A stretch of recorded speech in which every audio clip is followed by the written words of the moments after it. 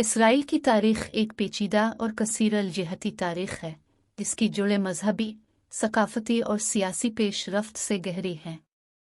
Israel की तारीख़ के अहम वाक़यात और तारीख़ी अदवार का एक जायज़ा ये है। क़दीम तारीख़।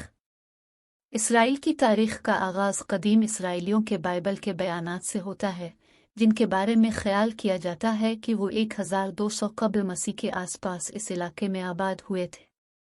इसराइल की बादशाहत, जिसका दारुल हुकूमत सामरिया में है, और सल्तनत हुदा, जिसका मरकज़ यरूशलेम में है, ख़ित्ते में दो मुमताज़ इब्रानी सल्तनतों के तौर पर उभरी। बाबुल की जलावतनी। 586 क़ब्ल मसीह में बाबुलियों ने बादशाह नबूकदनेज़ार की क़यादत में यरूशलेम को फ़तह किया और पहले हैकल को तबाह कर दिया। इस वाक़ये ने बाबुल की जलावतनी का आगाज़ किया, जिसके दौरान बहुत से यहूदियों को ज़बरदस्ती बाबुल ले जाया गया। फ़ारसी और हेलेनिस्टिक अदवार। 538 क़ब्ल मसीह में फ़ारिस के बादशाह साइरस आज़म ने यहूदियों को अपने वतन वापस जाने और यरूशलेम में दूसरा हैकल दोबारा तामीर करने की इजाज़त दी। यह ख़ित्ता सिकंदर आज़म की फतूहात के बाद हेलेनिस्टिक सलूसिड एम्पायर के ज़ेर असर आया। मक्काबैन बगावत। दूसरी सदी क़ब्ल मसीह में सलूसिड हुक्मरानों के ख़िलाफ़ यहूदियों की बगावत, जिसे मैकबियन रिवोल्ट के नाम से जाना जाता है, ने एक आज़ाद यहूदी रियासत का क़याम अमल में लाया जिसे किंगडम कहा जाता है। रोमन हुक्मरानी और यहूदी रूमी जंगी। रूमी सल्तनत ने 63 क़ब्ल मसीह में यहूदिया का कंट्रोल संभाल लिया और यहूदी आबादी और रूमी हुक्काम के दरमियान कशीदगी ने बिलाखिर हुद-रोमन जंगों का सिलसिला शुरू किया। पहली हुद-रोमन जंग 66-73 ईस्वी के नतीजे में 70 ईस्वी में दूसरे हैकल की तबाही हुई। दूसरी यहूदी रोमन जंग 132-136 ईस्वी, जिसे बार को खब्बा बगावत भी कहा जाता है, रूमियों ने दबा दिया और यहूदी यरूशलेम से मुंतशिर हो गए। बाज़ंतैन और इस्लामी हुकूमत। बाज़ंतैन सल्तनत ने 7वीं सदी तक इस इलाके को कंट्रोल किया, जब अरब मुसलमानों की फतूहात के नतीजे में इस इलाके में इस्लामी हुकूमत कायम हुई। यरूशलेम इस्लामी तारीख़ का एक अहम शहर बन गया और dome of the rock temple mount पर तामीर किया गया। सलीबी दूर।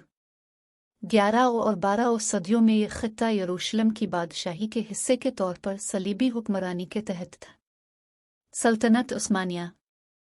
16वीं सदी से पहली जंग अज़ीम के इख्तिताम तक यह ख़ित्ता सल्तनत उस्मानिया का हिस्सा था। बरतानवी मैंडेट और बाल्फोर एलामिया। पहली जंग अज़ीम के बाद लीग ऑफ नेशंस ने बरतानिया को फ़लस्तीन पर हुकूमत करने का मैंडेट दिया। 1917 के ऐलान बाल्फोर ने फ़लस्तीन में यहूदी लोगों के लिए कौमी घर के लिए बरतानवी हिमायत का इजहार किया। दूसरी जंग अज़ीम के बाद और इसराइल का क़याम। दूसरी जंग अज़ीम और होलोकॉस्ट के बाद यहूदी वतन के लिए बैन अल-अक़वामी हिमायत में इजाफ़ा हुआ। अक़वाम मुत्तहिदा ने 1947 में फ़लस्तीन की तक़सीम की मंजूरी दी, जिसके नतीजे में 14 मई 1948 को रियासत इसराइल का क़याम अमल में आया। अरब इसराइल तनाज़ा। इसराइल के क़याम के नतीजे में अरब इसराइल तनाज़ा शुरू हुआ। कई जंगें और इलाके, पनागज़ीनों और ख़ुद मुख्तारी पर जारी तनाज़ात। अमन अमल। बरसों के दौरान इसराइल ने अपने पड़ोसियों के साथ अमन मुज़ाकरात में मसरूफ़ अमल है, जिसके नतीजे में मुख्तलिफ़ मुआहदे हुए, जिनमें मिस्र के साथ कैंप डेविड मुआहदे और फ़लस्तीनियों के साथ ओस्लो मुआहदे शामिल हैं। असली इसराइल।